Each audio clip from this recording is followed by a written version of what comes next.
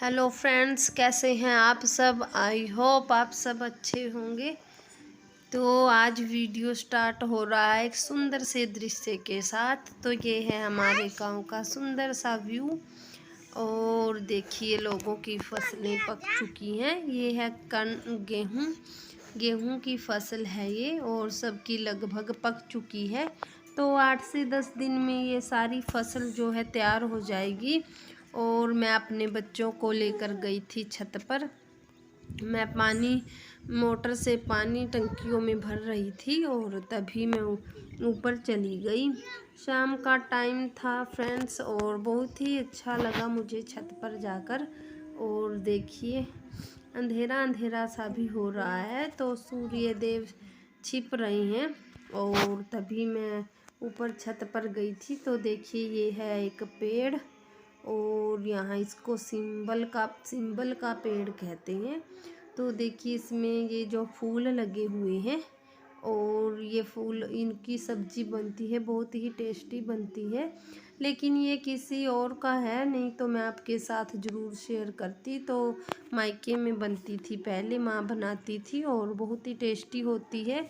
और सेहत के हिसाब से देखें तो बहुत ही हेल्दी होती है ये सब्जी। और उसके बाद फ्रेंड्स, थोड़ी देर में हम चले गए थे नीचे, क्योंकि काफ़ी अंधेरा अंधेरा सा भी हो गया था। और ये सारा पिक्चर हमारे गांव का है। तो ये गांव की थोड़ी थोड़ी सी क्लिप मैंने ले ली है। तो ये है फ्रेंड्स, सुबह की वीडियो है ये। और मैं बाल बना रही थी अपने, क्योंकि आजकल अब बच्चे भी घर पर ही रहने लगे हैं।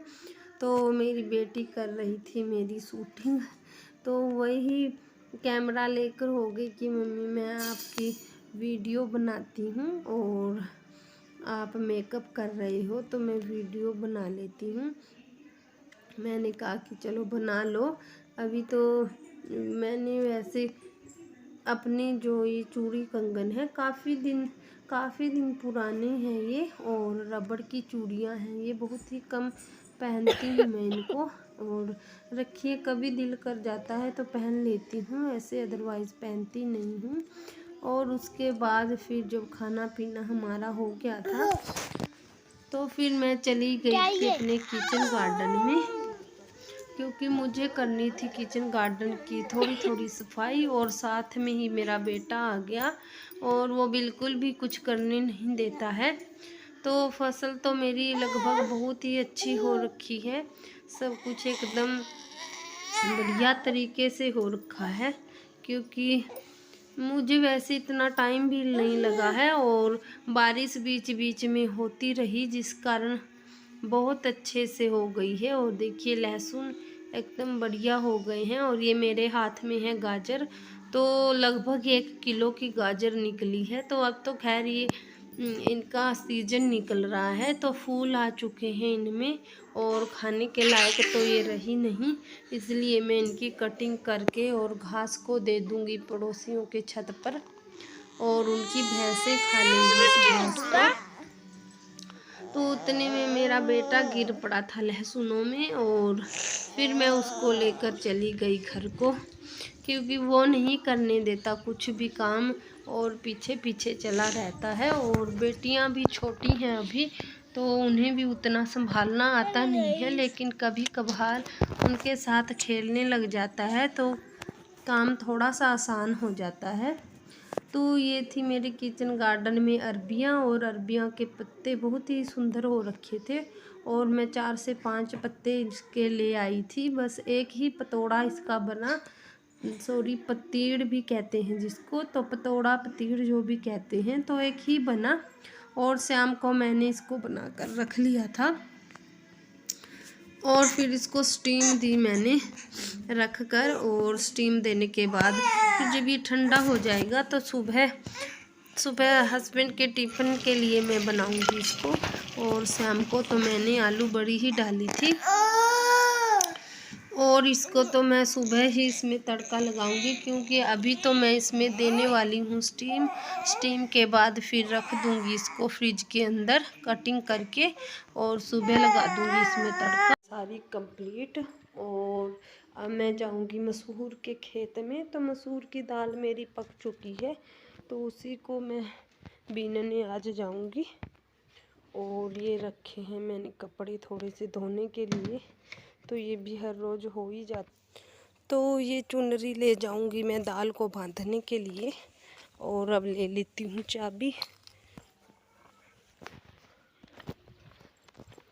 और जी अब चलते हैं नीचे वाले खेत में। तो ये वाला खेत तो मैंने आपको कई बार दिखाया हुआ है।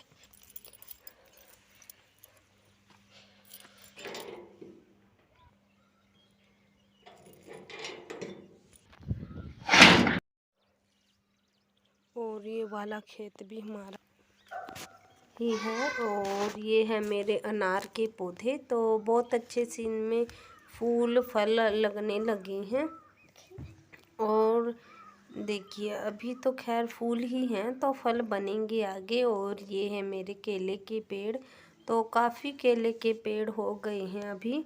और ये है मसूर की दाल, जिसको मुझे आज बीनना है, मतलब इसको उखाड़ के और घर पे ले जाना है कटिंग सी करके इसकी। तो ये ले जाऊंगी मैं। अब ये पक चुकी है, उतनी अच्छी तो नहीं हुई लेकिन हो गई जी, क्योंकि पानी वगैरह भी मैं नहीं दे पाई और बरसात ही हुई थी, जितनी भी बारिश हुई तो उसके कारण हो गई ये।